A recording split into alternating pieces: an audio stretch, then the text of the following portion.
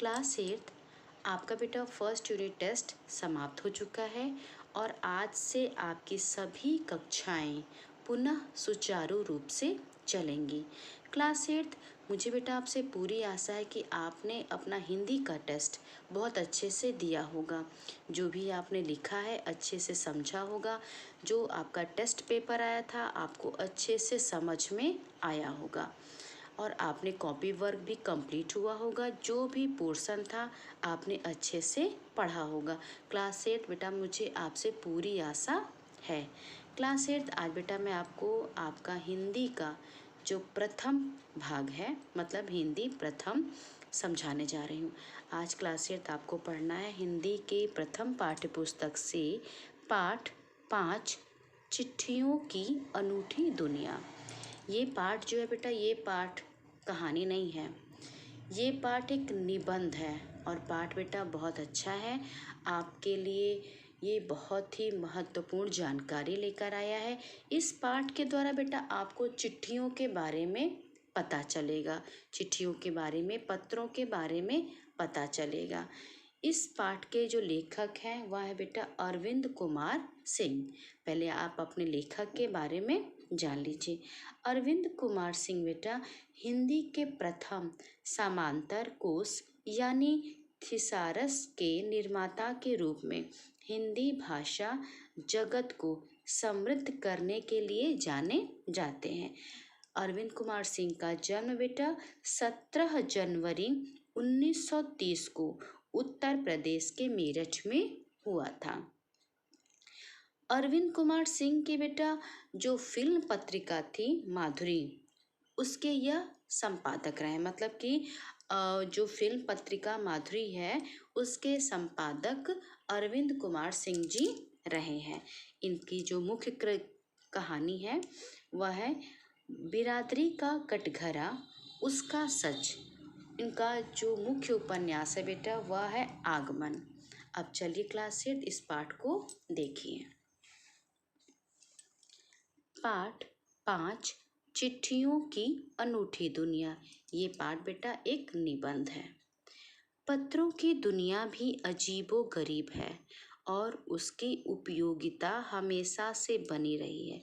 पत्र जो काम कर सकते हैं वह संचार का आधुनिकतम साधन नहीं कर सकता है। पत्र जैसा संतोष फोन या एसएमएस का संदेश कहाँ दे सकता है। पत्र एक नया सिलसिला शुरू करते हैं और राजनीति, साहित्य तथा कला के क्षेत्रों में तमाम विवाद और नई घटनाओं की जड़ भी पत्र ही होते हैं। दुनिया का तमाम साहित्य पत्रों पर केंद्रित है और मानव सभ्यता के विकास में इन पत्रों ने अनूठी भूमिका निभाई है। जो पत्र है बेटा पत्रों की दुनिया अजीब गरीब है। लेखक ने कहा है कि पत्रों की जो दुनिया है वह अजीबो गरीब है। क्यों अजीबो गरीब है बेटा? इसकी जो उपयोगिता है, पत्रों का जो महत्व है वो हमेशा से बना रहा है। पहले भी बेटा पत्रों का बहुत महत्व था और आज भी पत्रों का बहुत महत्व है। पत्र जो काम कर सकते हैं बेटा, दुनिया में बेटा आज संचार के बहुत सारे साधन हैं।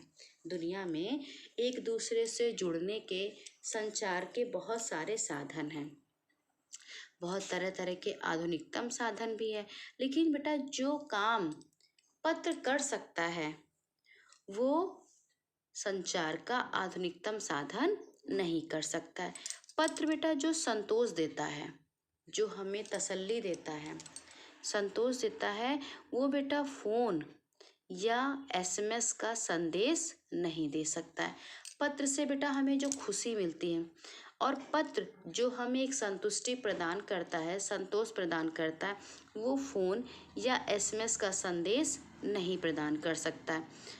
पत्र का एक नया सिलसिला शुरू करते हैं और राजनीति, पत्र एक नया सिलसिला शुरू करते हैं और राजनीति, साहित्य तथा कला के क्षेत्रों में तमाम विवादों में और नई घटनाओं की जड़ भी बेटा पत्र ही होते हैं। राजनीति में बेटा आप जानते हैं कि राजनीति में भी पत्रों की बहुत उपयोगिता है, साहित्य में भी उपयोगिता है, कला के क्षेत्र में भी पत्रों की उपयोगिता है। और जो नई नई घटनाएं हैं बेटा, वो भी पत्रों के माध्यम से ही होती हैं।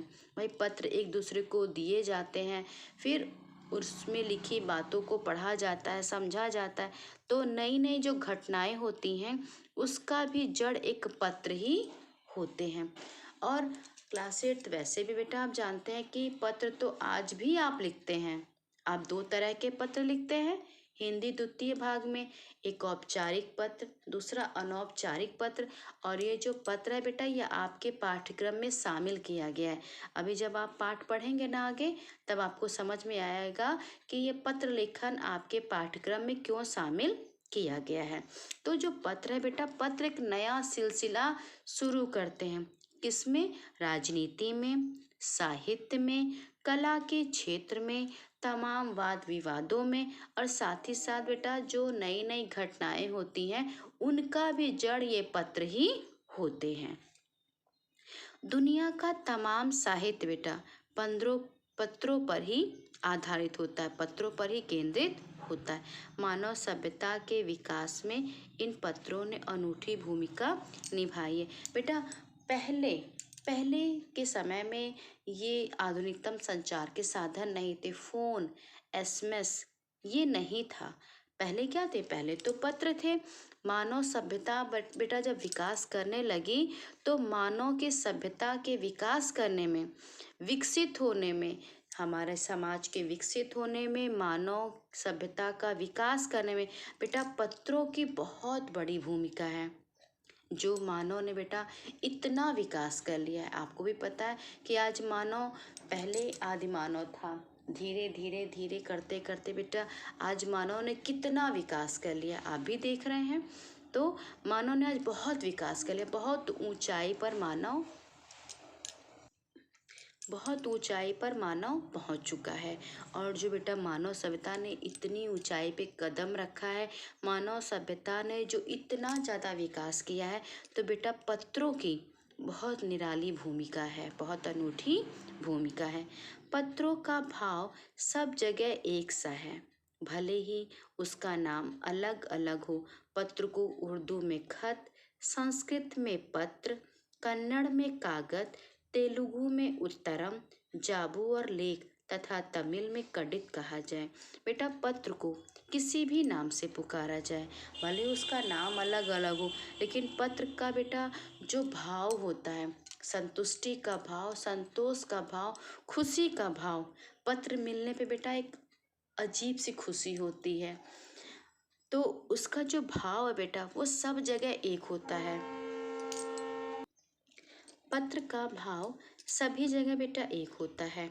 और पत्र को बेटा उर्दू में खत कहते हैं, पत्र को उर्दू में खत कहते हैं, संस्कृत में पत्र कहते हैं, कन्नड़ में कागज कहते हैं, तेलुगु में उत्तरम कहते हैं, जाबू और लेख, और तमिल में बेटा कडित कहा जाता है।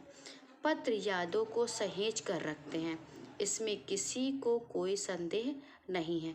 पत्र बेटा अगर आपको मिला और आपने उसको संभाल कर सहेज कर रख दिया, तो अगर बेटा पत्रों को सहेज कर रख दिया, संभाल कर रख दिया, तो पत्रों में बेटा जो बातें होती हैं, पत्रों में जो याद होता है, वो क्या है? वो हमेशा के लिए बना रहता है। तो पत्र क्या बेटा? पत्र हमारी यादों को सहेज कर रखते हैं, इसमें किसी को कोई भी संदेह नहीं है, इसमें कोई भी शंका की बात नहीं है कि पत्र बेटा हमारी यादों को संभाल कर रखते हैं, हमारी यादों को सहेज कर रखते हैं। हर एक की अपनी पत्र लेखन कला है, हर एक की अपनी पत्र लेखन कला है, और हर एक के पत्रों का अपना दायरा। जो बेटा पत्र है, पत्र लिखना भी एक कला है बेटा।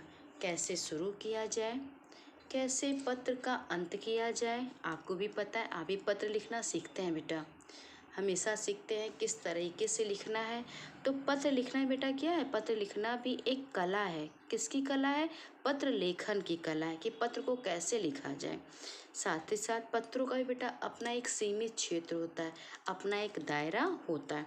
दुनिया भर में रोज करोड़ों पत्र एक दूसरे को तलाशते तमाम। अब आइए बेटा पेज नंबर 24 पर। ठिकानों तक पहुंचते हैं। भारत में ही रोज 4.5 करोड़ चिट्ठियां डाक में डाली जाती हैं, जो साबित करती है कि पत्र कितनी अहमियत रखते हैं। पत्र जो है बेटा दुनिया भर में रोज करोड़ों पत्र एक दूसरे को तलाशते हैं। मतलब जिसका पत्र होगा वो उसको तलाशेगा, उसको खोजेगा। तो दुनिया भर में बेटा रोज करोड़ों पत्र एक दूसरे को तलाशते हैं, खोजते हैं और अपने ठिकानों तक, मतलब अपने निश्चित स्थानों तक पहुंचते हैं। और भारत में बेटा रोज 4.5 करोड़ चिट्ठियां डाक में डाली जाती हैं। और यही बात बेटा साबित करती है कि पत्र कितनी अहमियत रखते हैं। पंडित जवाहरलाल नेहरू ने सन 1953 में सही ही कहा था कि हजारों सालों तक संचार का साधन केवल हर कार्य, मतलब रनर्स या फिर तेज घोड़े रहे हैं।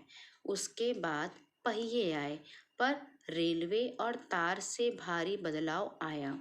तार ने रेलों से भी तेज गति से संवाद पहुंचाने का सिलसिला शुरू किया। अब टेलीफोन, वायरलेस और आगे रेडार, दुनिया बदल रहा है। देखिए बेटा पंडित जवाहरलाल नेहरू जी ने बेटा सन 1953 में उन्होंने लिखा था कि हजारों साल तक जो संचार का साधन था, मतलब एक दूसरे तक संदेश पहुंचाने का जो साधन था, वह था बेटा तेज दौड़ने वाले घोड़े। संदेश को कौन पहुंचाता था? तेज दौड़ने वाले घोड़े या फिर हर कार्य का मतलब होता है बेटा दूत, संदेशवाहक या डाकिया। फिर तेज दौड़ने वाले घोड़े, उसके बाद बेटा पहिए आ गए, मतलब कि फिर रेलवे के द्वारा पत्र पहुंचने लगे। रेलवे और तार से बहुत बड़ा बदलाव आया संचार के माध्यम में। मतलब कि संदेश को एक स्थान से दूसरे स्थान तक, दूर दूर तक पहुंचाने में बेटा रेलवे ने और तार ने बहुत भूमिका निभाई। रेलवे और तार के द्वारा बेटा भारी बदलाव आया। तार ने रेलवे से भी ज़्यादा तेज गति से संवाद पहुंचाने का शुरू किया सिलसिला। मतलब जितना तेज बेटा पहिए पहुंचाते थे, मतलब जितना तेज ये रेल पहुंचाता था संदेश को, उससे कहीं ज़्यादा तार ने तेज गति से संवाद पहुंचाने का सिलसिला शुरू किया। और अब इसके बाद क्या बेटा, पहले क्या थे? हर कार्य, तेज दौड़ने वाले घोड़े, रेलवे, तार। अब क्या है बेटा? टेलीफोन, वायरलेस, आगे रेडार, दुनिया बदल रहा है। पिछली शताब्दी में पत्र लेखन ने एक कला का रूप ले लिया। डाक व्यवस्था के सुधार के साथ पत्रों को सही दिशा देने के लिए विशेष प्रयास किए गए। पत्र संस्कृति विकसित करने के लिए स्कूली पाठ्यक्रमों में पत्र लेखन का विषय शामिल किया गया। अब देखिए, मैंने भी कहा था ना आपसे बेटा कि पत्रों को पाठ्यक्रम में शामिल किया गया। क्यों किया गया ऐसा? पिछली शताब्दी में बेटा पत्र लेखन ने एक कला का रूप धारण कर लिया कि पत्र को कितने अच्छे तरीके से लिखा जाए। तो पिछली शताब्दी में बेटा पत्र लेखन ने एक कला का रूप ले लिया। डाक व्यवस्था ने क्या किया? डाक व्यवस्था के सुधार के साथ साथ पत्रों को सही दिशा देने के लिए विशेष अवसर ढूंढे गए। पत्रों के साथ साथ सही दिशा देने के लिए विशेष प्रयास किया गया, विशेष कोशिश की गई कि पत्रों को सही दिशा दी जाए। तो पत्रों को सही दिशा देने के लिए बेटा विशेष प्रयास किए गए। और पत्र संस्कृति विकसित करने के लिए, पत्र की संस्कृति जो है बेटा विकसित करने के लिए, विकास करने के लिए क्या किया गया? स्कूल के पाठ्यक्रमों में पत्र लेखन का विषय शामिल किया गया। जैसा कि बेटा आपके में एक पाठ आप पढ़ते हैं ना, पत्र लेखन पढ़ते हैं ना, जो कि आपकी हिंदी द्वितीय में है। तो इस तरह से पत्र लेखन की कला को विकसित करने के लिए बेटा, साथ ही साथ पत्रों की सही दिशा देने के लिए, पत्रों को सही दिशा देने के लिए, पत्रों की सही दिशा के लिए विशेष प्रयास करने के लिए, पत्र लेखन ने जो कला का रूप धारण किया उसके लिए, साथ ही साथ पत्र संस्कृति विकसित करने के लिए स्कूली पाठ्यक्रमों में बेटा पत्र लेखन कला शामिल किया गया। अब आप समझ गए ना बेटा कि आपके पाठ्यक्रम में पत्र लेखन कला क्यों है? इसीलिए है ताकि पत्रों को सही दिशा देने के लिए ये प्रयास किया गया, ताकि पत्रों को सही दिशा प्राप्त हो। साथ ही साथ पत्र लेखन कला का रूप धारण कर लिया और पत्र संस्कृति विकसित करने के लिए जो है पाठ्यक्रमों में पत्र लेखन का विषय शामिल किया गया। भारत ही नहीं, दुनिया के कई देशों में ये प्रयास चले और विश्व डाक संघ ने अपनी ओर से भी काफ़ी प्रयास किए। और ऐसा नहीं बेटा कि ऐसा भारत में ही हुआ हो, ऐसा नहीं है कि पत्रों को सही दिशा देने के लिए विशेष प्रयास किए गए, ऐसा नहीं है। ये बेटा कई देशों में ये प्रयास चले और विश्व डाक संघ ने अपनी ओर से काफ़ी प्रयास किए। विश्व डाक संघ की ओर से 16 वर्ष से कम आयु वर्ग के बच्चों के लिए पत्र लेखन प्रतियोगिता आयोजित करने का सिलसिला सन 1972 से शुरू किया गया। बेटा पत्रों को सही दिशा देने के लिए विशेष प्रयास किए गए और ये प्रयास बेटा मात्र भारत में नहीं हुए बल्कि कई देशों में भी हुए हैं। विश्व डाक संघ की ओर से बेटा 16 वर्ष से कम आयु वर्ग के बच्चों के लिए पत्र लेखन प्रतियोगिता भी आयोजित करने का सिलसिला प्रारंभ हुआ, शुरू हुआ, जो हुआ 1972। यह सही है कि खास तौर पर बड़े शहरों और महानगरों में संचार साधनों के तेज विकास तथा अन्य कारणों से पत्रों की आवाजाही प्रभावित हुई है, पर देहाती दुनिया आज भी चिट्ठियों से चल रही है। बेटा ये बात सही है कि जो बड़े शहर हैं, जो बड़े शहर हैं, जो महानगर हैं, वहाँ पर बेटा जो संचार के जो साधन हैं उसमें बहुत तेजी से विकास हुआ है तथा अन्य कारणों से भी पत्रों की आवाजाही जो है बेटा, पत्रों का लेन देन वो प्रभावित हुआ है। बड़े बड़े शहर बेटा, महानगर, तो वहाँ पे क्या है बेटा कि संचार के जो साधन हैं उसमें बहुत तेजी से विकास हुआ और फिर अन्य कई भी कारण हैं जिसके कारण बेटा पत्रों का जो आवाजाही है, जो पत्रों का आवागमन है वह प्रभावित हुआ है। पर आज भी ऐसे कई क्षेत्र हैं, देहाती दुनिया आज भी क्या है, चिट्ठियों के ही ऊपर निर्भर है। आज भी वहाँ चिट्ठियों से ही वो दुनिया चल रही है, जहाँ पर बेटा ये संचार के साधन विकसित नहीं है। आज भी ऐसे कई क्षेत्र हैं, ऐसे कई स्थान हैं बेटा जहाँ पर ये संचार के साधन काम नहीं कर रहे, वहाँ पर आज भी बेटा चिट्ठियों से ही लोगों का जीवन चल रहा है।